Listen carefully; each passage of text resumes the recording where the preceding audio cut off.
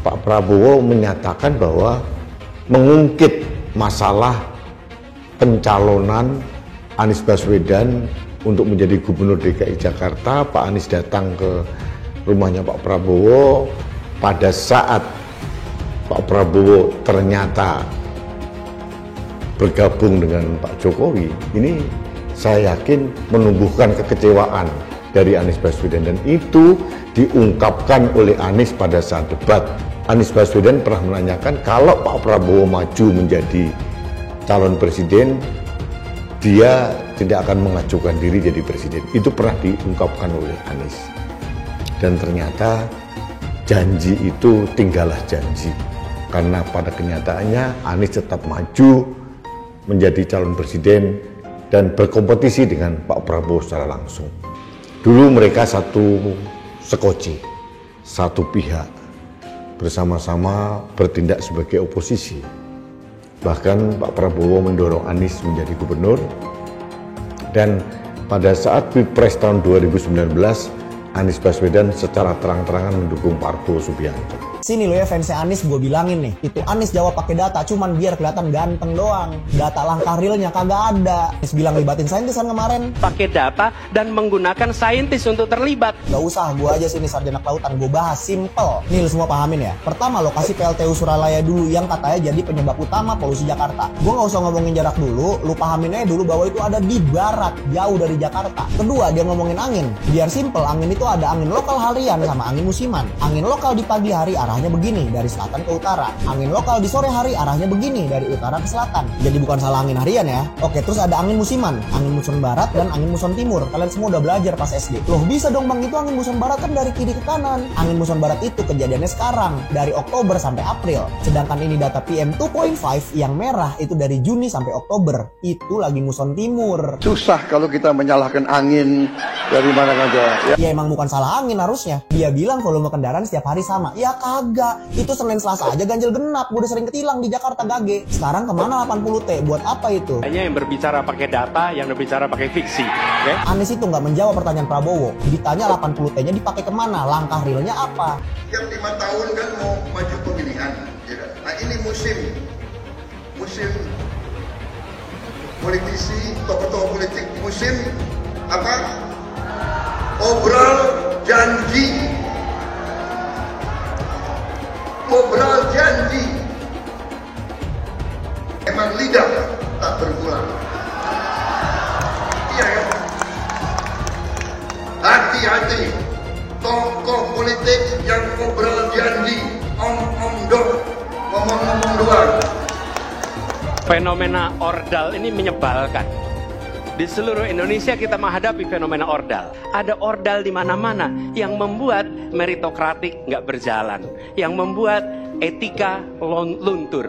Dan ketika fenomena ordal itu bukan hanya di masyarakat, tapi di proses yang paling puncak terjadi ordal, maka rakyat kebanyakan, dan ini saya rasakan beberapa waktu yang lalu, beberapa orang guru berjumpa dengan saya dan mereka mengatakan, Pak, di tempat kami pengangkatan guru-guru itu mendasarkan ordal. Kalau tidak ada ordal, tidak bisa jadi guru, nggak bisa diangkat. Lalu apa jawabannya? Atasan saya bilang, wong yang di Jakarta aja pakai ordal, kenapa kita di bawah tidak boleh pakai ordal? Kalau berbicara ordal, lupa waktu jadi gubernur. TGUPP, lupa dia. Ordalnya dia itu, tim sukses dia itu semua di sana. Jadi Anies itu banyak yang dia omongin, padahal dia melakukan hal yang dia pertanyakan. Saya tidak mau pemimpin masa depan menyalahkan angin di kemudian hari. Anda kalau nyindir lain kali jangan pakai angin, Mas. Mau bilang lagi, jangan salahkan angin. Saya kan sampaikan soal angin ya kemarin. Angin tak ada KTP-nya. Angin itu bergerak dari sana sini. Ketika polutan yang muncul dari pembangkit listrik tenaga uap mengalir ke Jakarta, maka Jakarta punya indikator, karena itu Jakarta mengatakan ada polusi udara. Ketika anginnya bergerak ke arah Lampung, ke arah Sumatera, ke arah Laut Jawa, di sana tidak ada alat monitor. Ada orang yang bilang jangan cerita soal angin, maka dia tidak menghormati ilmu pengetahuan.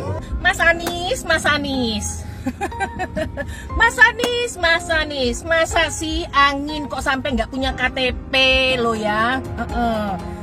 Angin keluar, angin masuk, angin keluar, masuk angin dodo ya, angin puting beliung, wes angin-anginan itu kok semua bisanya nggak punya KTP itu lo ya? Angin dari Jakarta ke Lampung ke Sumatera ke Jawa itu ya, kok bisanya liar begitu? Sama seperti air hujan ya, air hujan itu yang banjir itu bukan banjir ya, itu air parkir ya, air yang parkir Mas Anies. Mau punya pemimpin yang seperti itu ya, mau punya pemimpin yang seperti itu, dikiranya rakyat ini bodoh semua kali ya. Air hujan jatuh ke bumi, nggak boleh masuk gorong-gorong. Yang banjir itu bukan banjir, itu parkir, Mas Anies. Ada yang pintar ngomong,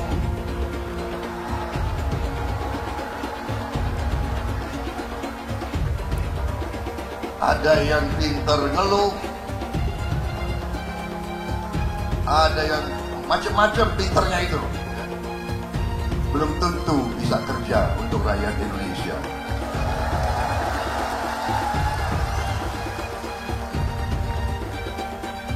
Saya juga merasa mungkin ada maksudnya saya harus kalah 2 kali. Biar Prabowo kok belajar dulu. Ya. Dan alhamdulillah saya sudah banyak belajar. Peristiwa kilometer 50. Di situ proses hukum sudah dijalankan. Tetapi rasa keadilan masih belum muncul. Pada saat ini kita menyaksikan masih banyak pertanyaan, bahkan keluarga-keluarga korban masih mempertanyakan. Karena itu, saya ingin bertanya kepada Pak Ganjar. Jadi dalam pemerintahan ini mesti berani untuk tidak lagi menyandera persoalan-persoalan masa lalu sehingga berlarut-larut. Sehingga apa yang terjadi ketika muncul terus-menerus akan menjadi sensi terus, karena tidak pernah ada keputusan. Maka cara-cara ini mesti dihentikan dan kita mesti berani tegas. Perlindungan korban dilakukan. Saya sampaikan pencari fakta sudah pernah ada. Sehingga bangsa ini akan maju dan tidak lagi kemudian berpikir mundur karena persoalan-persoalan seperti yang tidak pernah dituntaskan. Kita harus tuntaskan. Kadang-kadang ada yang lupa. Ada yang menjadi gubernur lupa karena demokrasi.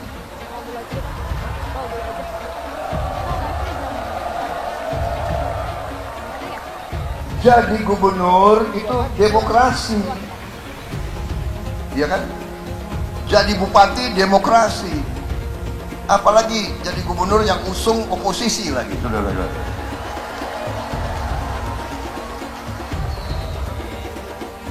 Ya, saya terpaksa saya juga nyindir-nyindir dikit.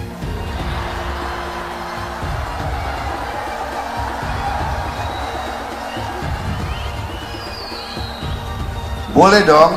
Pak debat kemarin kan ada paslon yang menyebut bahwa indeks demokrasi Indonesia itu menurun, Pak. Itu gimana tanggapannya, Pak?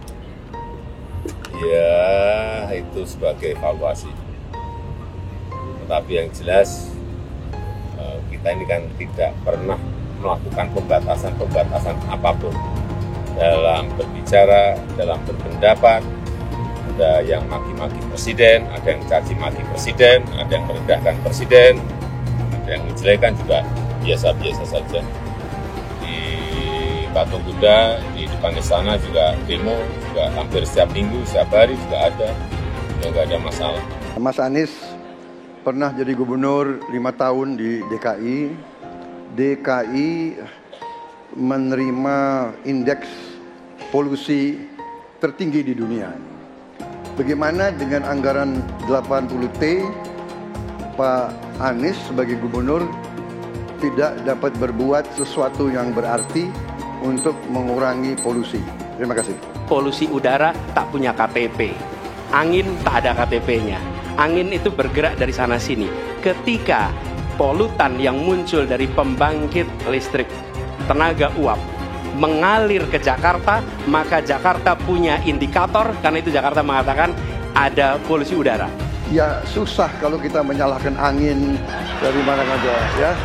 Kalau kita dengan gampang menyalahkan angin, hujan dan sebagainya, ya mungkin tidak perlu ada pemerintahan kalau begitu ya. Mas Anies.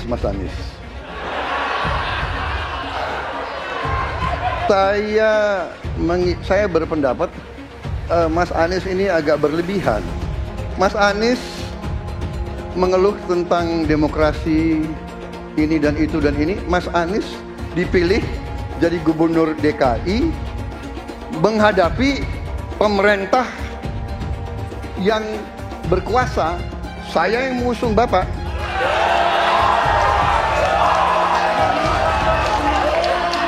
Kalau demokrasi kita tidak berjalan, tidak mungkin Anda jadi gubernur.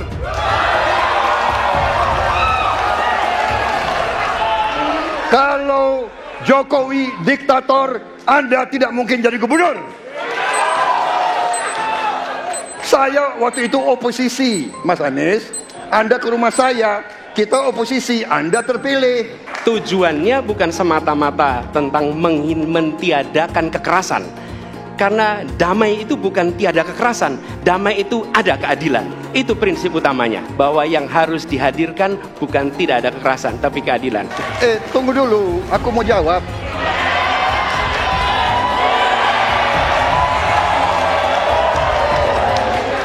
Jadi, benar keadilan. Benar sekali, harus ada keadilan. Tetapi saya mau mengatakan, tidak sesederhana itu, Pak Anies. Ada faktor-faktor lain, Pak Anies. Ada faktor geopolitik, ada faktor ideologi. Inilah yang masalahnya tidak gampang, ya. Tetapi saya pendapat kita harus tegakkan keadilan. Kita harus dialog. Ini masalah bangsa. Ini harus kita, semua kekuatan harus kita rangkul. Untuk semua rakyat Indonesia dan salam hormat kepada agama lain, yang mana saya adalah dulunya pendukung Anies Baswedan sebagai calon Presiden Republik Indonesia, 100% mendukung Bapak Anies.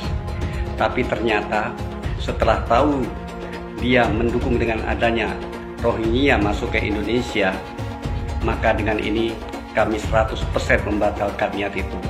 Dan perhatian kepada seluruh rakyat Indonesia, bila Anies jadi presiden memang bahaya. Berarti Indonesia nanti akan penuh dengan Rohingya. Ini adalah ucapan sendiri di video Bapak Anies Baswedan yang telah kita lihat sendiri. Maka dari itu, hati-hati. Batalkan untuk mendukung Anies Baswedan. Hancur Indonesia ini. Karena dia mendukung dengan adanya masuknya Rohingya. Karena bila dia jadi presiden, berarti hancurlah kita semua rakyat Indonesia. Hancur. Jangan didukung Anies Baswedan, berbahaya. Rohingya pasti menemui Indonesia. Apa yang bisa diharapkan dari Anies? Nggak ada. Jakarta amburadul, mimpin Jakarta aja amburadul, apalagi mimpin Indonesia. Anies itu perbual. Kayak mana apa karena perbual itu? Pembohong. Pembohong itu Anies itu. Gak usah dengar itu. Nggak layak jadi pemimpin, apalagi jadi presiden. Di Jakarta aja kamu tengok itu amburadul.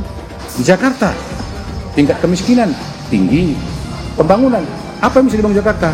Satu puskesmas pun bangunnya nggak ada, masjid aja nggak ada dibangun, mau ibadah. Di mana-mana kelebihan bayar. Apa yang bisa dibangun Anies? Satu aja nggak ada. Satu saja tunjukkan apa yang bikin Anies dibangun Jakarta. Ganjar belum kampanye saja tetap di atas, apalagi sudah kampanye. Anies yang sudah keliling Indonesia, yang naik jet pribadi keliling, jangankan naik, makin nyungsep ke bawah. Nah, masyarakat sudah tahu siapa Anies. Anies siapa belakangnya? Oligarki satu, HTI, FPI. Masyarakat Indonesia bukan cari orang Yaman, Indonesia cari nyaman. Anies ini keliling-keliling Indonesia mau ngapain sih? Bingung saya ngelihat. menawarkan perubahan tapi tanpa konsep dan gagasan. Apa yang mau dirubah dan perubahannya seperti apa? Apakah akan merubah negara Pancasila menjadi negara khilafah juga nggak jelas. Jadi perubahan apa yang mau ketawarkan nih? Jadi jangan berharap dapat lotre lah nih, tiba-tiba jadi presiden Indonesia. Nggak, Indonesia ini terlalu luas, terlalu besar. Jangan bermimpi lah. Bicara ke sana ke sini keliling Indonesia seolah-olah paham dan mengerti masalah negara. Lawang jadi gubernur aja 5 tahun kamu nggak ngerti masalah Jakarta. Apa yang kamu lakukan dengan Jakarta? Nggak ada nih, nggak ada. Masalah Jakarta segitu banyak tak satu pun yang selesai. Yang ada malah kerusakan bertambah. Anies hendak jadi presiden, hendak mengadakan perubahan. Perubahan apa nak kau buat? Nak kau balik Indonesia ni telontang jadi telangkup. Yang sudah maju di pandang mata dunia, anak kau manakan lagi? Apa yang makanya kalau nak baca itu pidato tuh, hendak merubah Indonesia, sebutkan apa yang hendak dirubah. Jangan kata rubah ada, tapi yang hendak dirubah tak ada. Serupa dengan rekam jejak, lihat rekam jejak. Apa rekam jejak kau di Jakarta? Apa yang kau jaga di Jakarta? Bukan yang ada kalau jaga di Jakarta kau bilang rekam jejak, seakan pidato dulu rekam jejak saja. Gaya orang nangok kau bodoh-bodoh saja, orang nak pidato kau pembodoh-bodohan. Kau anggap orang Indonesia ini bodoh semua, yang pintar orang Yaman. Yaman. Nantau kau Yaman kalian nantau. Bila ingin melihat apa yang akan dilakukan seseorang ke depan, maka lihatlah rekam jejaknya. Karena rekam jejaknya adalah prediktor terbaik untuk masa depan. Pemilihan Gubernur DKI Jakarta yang kemudian memenangkan Saudara Anies Rashid Baswedan sebagai gubernur saat itu juga tidak lepas dari peran dan kedudukan dari HTI maupun FPI yang saat itu dianggap punya peran sentral dalam memenangkan Anies Baswedan. Hak konstitusional itu dirampas oleh rejim Jokowi. Kemudian ketika bergulir kekuasaan baru, ada presiden baru, dan Hizbut Tahrir Indonesia dan Front Pembela Islam menuntut kembali haknya, hak konstitusionalnya. Dan kalau Partai Nasdem mau konsisten ya dengan dua narasi ya, narasi perubahan dan narasi restorasi, dia harus merestorasi hak konstitusional HTI dan FPI yang pernah dirampas. Dan kemudian ketika mereka berkuasa, presiden yang didukung Nasdem itu berkuasa, dikembalikan, direstorasi gitu loh. Lah ini wajar. Jadi SKB HTI dikembalikan, ya SKTFI dikembalikan, kemudian kita hidup damai, HTFI dikasih porsinya. Apa porsi HTFI? Pengen ada kadernya jadi menteri. Apa sih salahnya kita umat Islam mengatur negeri ini dengan syariah kita? Belum lama ini ada kabar yang seram terkait ormas terlarang yang selama ini dikabarkan dekat dengan Anies Baswedan. Akan ada tuntutan besar-besaran kepada Anies untuk memulihkan kedua organisasi tersebut yang sekarang sudah dicap terlarang. Maksudnya, jika Anies jadi presiden, dia kan akan punya kewenangan untuk kembali memberikan izin pada ormas terlarang itu. Karena mereka ini sudah berjuang habis-habisan untuk mendukung Anies. Gimana kalau Anies menolak tuntutan itu? Tentu akan ada demo besar-besaran.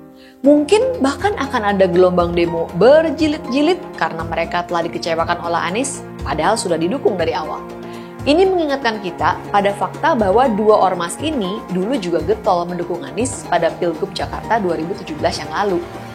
Mereka memobilisasi massa dengan menggunakan politik sara, sehingga akhirnya Ahok kalah karena gempuran kekuatan politik identitas itu. Saya mensyukuri kenapa kalah, kenapa ditahan. Saya bersyukur atas itu semua. Saya coba bayangkan ya, kalau seandainya waktu itu kita menang gitu ya, hari ini belum tentu kita bisa nikmati seperti ini. Kita bersyukur 5 tahun Tuhan izinkan kasih ke orang yang pintar ngomong untuk kerja. Coba kalau kita bayangkan gitu ya, kalau kemarin saya masih jadi gubernur, ini saya udah turun ini. Tapi yang pintar ngomong itu dikira orang hebat kan? Ini lebih berbahaya tahun 2024, langsung ketahuan karakternya. Langsung ketahuan itu. Di saya juga ada kutipan Pak di kamar saya Pak. Tulisannya, Jakarta telah mengambil keputusan yang fatal. Jangan sampai bapak politik identitas justru menang dengan cara menipu umat Kristen. Jadi kalau sekarang umat Kristen mendukung Anies, mereka akan membayar mahal kerelaannya untuk menukar iman hanya untuk kepentingan sesaat. Kita tahu Anies lahir dari politik identitas. yang dia dulu melabeli kafir semuanya kepada yang non-muslim. Saya mintalah kepada muslim yang waras dan kepada kelompok minoritas, janganlah Anda memilih pemimpin yang berkarakter seperti Anies. Elektabilitasnya Anies merosot ya seiring mulai terkuaknya kontroversi dari kepemimpinan Anies di Jakarta. Gen Z juga tahu kalau Anies adalah sosok yang didukung kelompok intoleran yang membuat Pilgub DKI 2017 menjadi sangat kotor. Politik identitas yang mengarah ke perpecahan seperti yang dikeluarkan pendukungnya Anies, yaitu Kadrun bin Kampret. Kafir lah, laknat lah, PKI lah, ya cuma itu doang kemampuannya. Itulah pendukung Anies. Jangan pernah takut melawan Kadrun yang cuma pengen Indonesia hancur. Presiden kita ini memecah belah umat. Kalau punya jejak pernah memecah belah umat, jangan dipilih. Kita lihat apakah pemimpin kita, calon pemimpin kita ini ya pernah menggunakan agama sebagai alat untuk memenangkan kepentingannya atau tidak. Kalau agama diperalat untuk merebut kekuasaan, jangan dipilih. Sekali lagi, kalau ada calon pemimpin yang punya rekam jejak memperalat agama untuk kepentingan politiknya, jangan dipilih. Maka kalau kalian pendukung saya, haram hukumnya membawa isu sara. Haram hukumnya.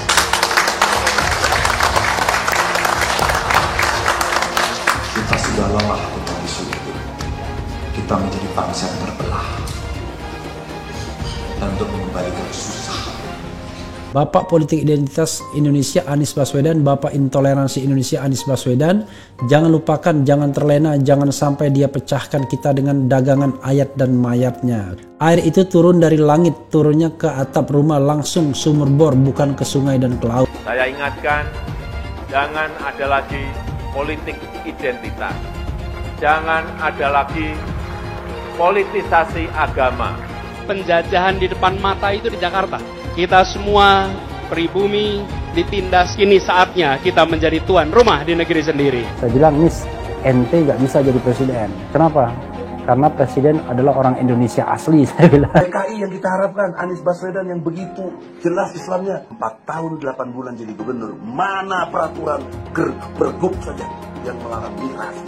Mana perda Islam apalagi? Yang akhirnya tidak berani juga menegakkan hukum. Banjir tetap banjir, macet tetap macet, kriminalitas Jakarta. Anda tahu, 2 menit sekali terjadi pencurian. Sekarang orang sedang euforia, dia mau dicapreskan. Bagaimana umat terjebak lagi, bodoh lagi, masuk lagi. Kalau misalnya memang Anies itu mau maju dan dia tekad mau menegakkan hukum Islam dan menyatakan perlawanan, saya tunggu. Tapi dia tidak lakukan itu. Jangan hanya konsentrasi pada pembangunan benda-benda mati yang indah difoto dan bisa ditunjukkan dalam 5 tahun hasilnya. Kalau kita mau menilai sebuah janji, maka lihat janjinya, lalu lihat kenyataannya. Dulu janjinya apa ya? Dan ini aneh, betul-betul aneh. Ini bukan kampanye, tapi saya sampaikan sini. Di satu sisi menyiapkan jalur-jalur air untuk dikirim ke laut, di sisi lain di lautnya dipasang dengan pulau reklamasi, tinggal tunggu waktu jadi rob, air balik. Dan ini melawan sunatullah. Kenapa? Air itu turun dari langit ke bumi, bukan ke laut. Harusnya dimasukkan ke dalam bumi, masukkan tanah. Di seluruh dunia air jatuh itu dimasukkan ke tanah,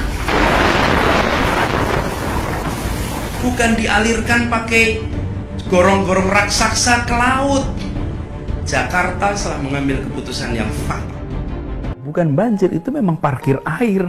Bukan banjir, itu memang parkir air. Masyarakat berkeliling dengan membawa toa untuk memberitahu semuanya, termasuk sirine. KAI-BON 82 miliar. Apa alat transportasi yang dimiliki oleh hampir setiap orang? Alat transportasi yang dimiliki semua orang adalah kaki. Kalau seandainya orang Jakarta percaya Pak Anies jadi gubernur pun, Saya berani jamin kok dia akan lakukan normalisasi yang sama seperti saya lakukan kok. Nggak usah bohong lah. Ketika air sampai di muara, maka siap untuk dipompa ke laut. Pancasila Soekarno, ketuhanan ada di pantai. Anak Tuhan dari mana?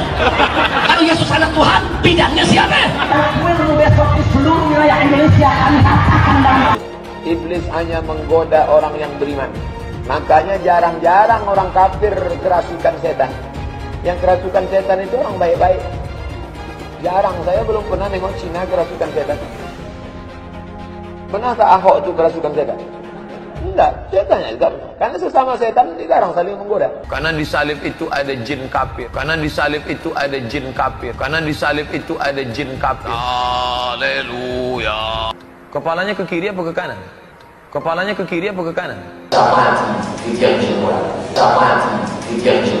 Tetap percaya salib itu lambang mulia, bukan jin. Kok ketawa? Aku nggak nyindir siapa-siapa loh. Saya nggak pernah mundur untuk kebenaran, keadilan, kejujuran. Dan peri kemanusiaan, gue nggak pernah mundur. Dan gue nggak pernah takut juga sama lu. Siapapun yang rasis, gue akan hadapin. Karena rasis itu tidak berperi kemanusiaan. Sama saya ditanya dulu kan, kamu nyesel nggak statement kamu di Pulau Seribu sehingga masih masuk penjara? Tidak pernah nyesel. Karena saya mengatakan kebenaran. Hai semua, dengan saya Jonas Leong. Terima kasih banyak buat kalian, penonton setia yang selalu menonton di channel ini. Saya secara personal sangat menghargai waktu kalian. Dan saya sudah menganggap kalian sebagai family karena kalian selalu support di channel ini. Bagi kalian yang selalu menuliskan opini kalian di kolom komen, saya baca komen kalian satu persatu. Saya baca komen kalian untuk mengetahui opini kalian, tanggapan kalian, dan masukan kalian sangat berguna untuk video selanjutnya. Terima kasih banyak buat kalian yang selalu menekan tombol like di awal video.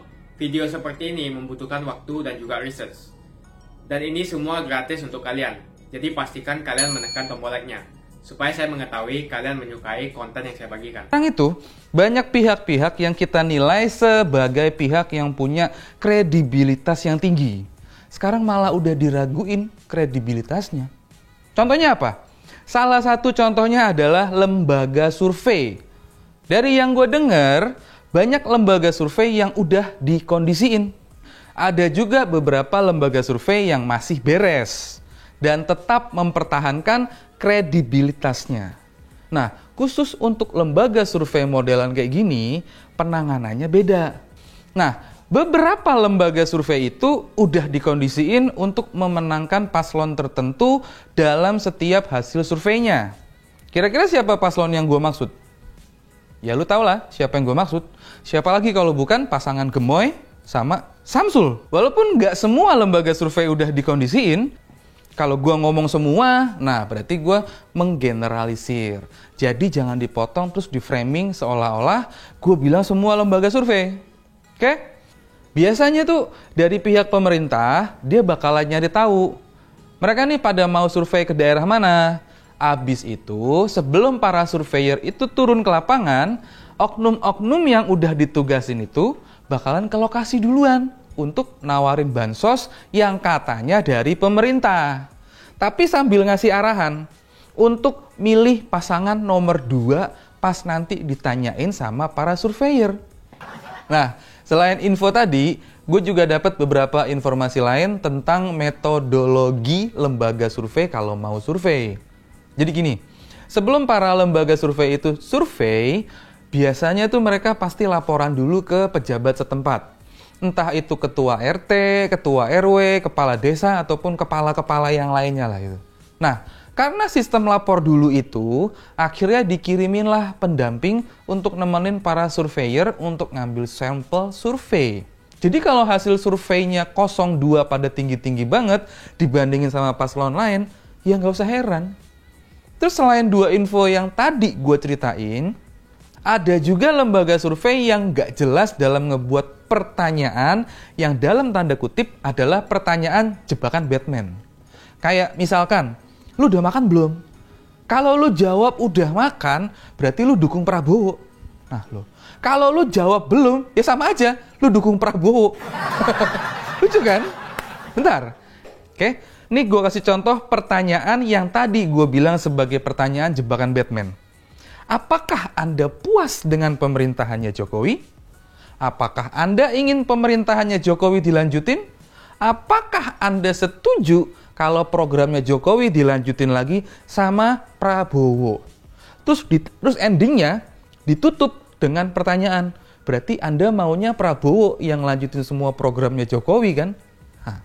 Kira-kira kayak gitu pertanyaan jebakan Batman-nya. Gimana? Menurut lu, kalau lu dikasih pertanyaan kayak gitu, mau dikasih jawaban apa? Bingung kan? Mau bilang programnya Jokowi nggak dilanjutin juga nggak bisa. Karena ya emang kita harus ngaku banyak programnya Jokowi yang bagus dan berhasil dan dirasain manfaatnya oleh rakyat. Jadi kayak digendam atau dihipnotis untuk nurut aja selama proses pengambilan survei. Kan nggak semua masyarakat punya pendidikan sebagus kalian yang paham permainan kata jebakan Batman. Jadi kalau lu bilang setuju, lu langsung dikasih stempel. Oke, dia ngedukung Prabowo. Nah lo, kok enak bener langsung ngasih kesimpulan kayak gitu? Lagi pula, tujuannya lembaga survei itu kan untuk nyari siapa yang disukai masyarakat untuk jadi presiden berikutnya. Kenapa yang ditanyain duluan malah tentang prestasi Jokowi ataupun kepuasan terhadap Jokowi? Kan lucu, masalahnya nggak kelar di situ doang. Lu mau tahu nggak siapa yang dampingin para surveyor itu? Yang dampingin mereka adalah para aparatur negara yang udah berubah jadi oknum. Mereka mainin perannya sebagai aparatur untuk menggiring opini para koresponden untuk lebih cenderung mendukung Wowo sama Samsul. Tapi di luar dari semua keajaiban tentang beberapa lembaga survei itu, ada juga yang seharusnya kalian sadari. Atau minimal nyadar lah.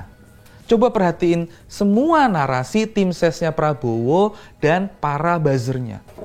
Mereka selalu ngeluarin statement Pilpres 1 putaran.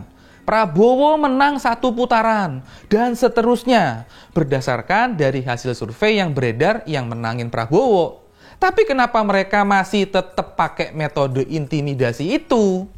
Kalau menurut gua, Prabowo itu takut dan jiper kalau Pilpres sampai lanjut ke putaran kedua. Kalau lu punya otak, seharusnya mereka slow dengan pergerakan kita yang dianggap cerek ataupun cupu dong. Kalau lu punya otak, mereka harusnya nggak ribet seperti yang gue denger pakai acara intimidasi ke akar rumput lewat hasil survei. Kalau dia itu seolah-olah penerusnya Jokowi. Mimpi. Lagian Prabowo tuh termasuk unik. Menang di survei, tapi kalah di Pilpres. Oke? Karena dia tahu angka real tentang angka surveinya dia itu. Dan karena dia tahu angka surveinya itu, makanya banyak info beredar kalau dia pakai metode intimidasi dan terus-terusan ngejual nama Jokowi untuk naikin posisi dia. Menurut gue sih bukan ngejual nama Jokowi, tapi ngejilatin Jokowi untuk dapetin simpati dari akar rumput. Dan sebagai penutupnya, Prabowo itu bukan Jokowi. Gibran juga bukan Jokowi. Prabowo temperamen, kasar, emosian, sedangkan Jokowinya kalem dan slow. Gibran masih kencur dan belum bisa ngebaca situasi secara dadakan. Karena itu, jangan salah pilih pemimpin untuk Indonesia selanjutnya. Apa lo? Dan Gibran juga bukan tipikal orang yang punya backup plan. Dan pastinya dia nggak pernah ngerasain susah kayak bapaknya. Sedangkan Jokowi itu tipenya, kalau plan 1 gagal, masih ada 1000 plan dadakan yang bisa dipilih. Itulah yang dinamakan satset dan tas-tesnya Ganjar Mahfud. Kalau Anies maju sebagai calon presiden, pasti dia akan menggunakan politik identitas. Ini adalah jawaban yang dilandasi dengan akal sehat dan melacak jejak politik di masa lalu. Ganjar misalnya, nasionalis tulen, PDIP tulen. Dia tidak akan mungkin memanfaatkan alasan agama, suku, ras untuk mengangkat dirinya atau menjatuhkan lawannya. Ini bukan saja karena elektabilitas yang sudah tinggi, tapi juga karena dia tidak mungkin mendorong masyarakat memilih dengan alasan identitas. Ganjar sebenarnya dikenal sebagai muslim yang taat, tapi dia tidak akan mengangkat isu itu untuk memenangkan kursi kepresidenan. Prabowo apalagi, Keluarganya pun multi agama. Dengan kata lain, mengingat Jokowi yang sudah tidak maju lagi, kali ini hampir pasti Pak Prabowo tidak akan menggunakan politik identitas agama. Jadi, kemungkinan satu-satunya yang menggunakan politik identitas adalah hanya Anies Baswedan. Pertanyaan itu lantas saja menimbulkan amarah di kubu Anies, salah satunya dari kelompok khilafah. Orang kepercayaan Anies menyatakan politik identitas adalah framing yang selalu dibangun untuk menyudutkan, padahal selama kepemimpinan Anies Baswedan sebagai gubernur tidak sekalipun Anies membeda-bedakan warga berdasarkan agama dan ras. Buat saya, apakah benar menyebut politik identitas itu adalah sekedar framing untuk menyudutkan Anies? Saya akan membantah pernyataan itu. Kubu Anies terus berusaha mengaburkan makna politik identitas. Mereka berulang kali bilang bahwa identitas adalah hal yang alamiah dalam kehidupan manusia. Jadi apa salahnya dengan menonjolkan identitas keislaman seorang calon presiden? Tapi saya yakin Anies tahu yang dimaksud dengan politik identitas adalah politik yang menggunakan agama sebagai alasan mengapa seorang kandidat harus dipilih atau mengapa seorang kandidat jangan dipilih. Politik identitas ini sangat berbahaya. Politik identitas membuat masyarakat menjadi tidak rasional dalam berpolitik. Yang menjadi faktor utama dalam politik identitas adalah agama. Seorang kandidat akan dipilih karena agamanya, terlepas dari apakah dia melakukan korupsi atau melakukan pelanggaran HAM. Ketika politik identitas digunakan, maka ini akan berpotensi konflik, karena usai pemilihan, konflik itu akan terus berlangsung dalam waktu yang lama. Masalahnya, ada alasan yang cukup kuat untuk menduga bahwa Anies sangat mungkin menggunakan politik identitas, yang memang dikatakan normal ketika menjabat sebagai gubernur DKI. Dalam proses menjadi gubernur, kubu Anies jelas-jelas menggunakan agama sebagai alasan untuk menjatuhkan Ahok. Anies jelas-jelas menggunakan agama sebagai alasan untuk menjatuhkan Ahok, sampai akhirnya Ahok dipenjara. Jadi ada track record sebelumnya bahwa Anies bisa menggunakan politik identitas untuk mencapai tujuannya. Anies sangat mungkin menggunakan politik identitas karena ini memang keunggulan komparatif dari Anies. Dia mungkin saja seorang doktor dari Amerika Serikat, tapi rekam jejak kepemimpinannya sangat tidak bagus. Dia gagal sebagai rektor Paramadina, gagal sebagai menteri, dan gagal sebagai gubernur. Jadi agama digunakan untuk membangun dukungan terhadap Anies. Itu saja opini saya. Pastikan Anda menekan like di video ini dan bagikan video ini ke teman dan family Anda supaya mereka mengetahui informasi ini. Jangan lupa tekan tombol subscribe dan bunyikan tombol loncengnya supaya kamu tidak ketinggalan info dari channel Jonas Leong. Dan saya akan jumpa kalian di video selanjutnya.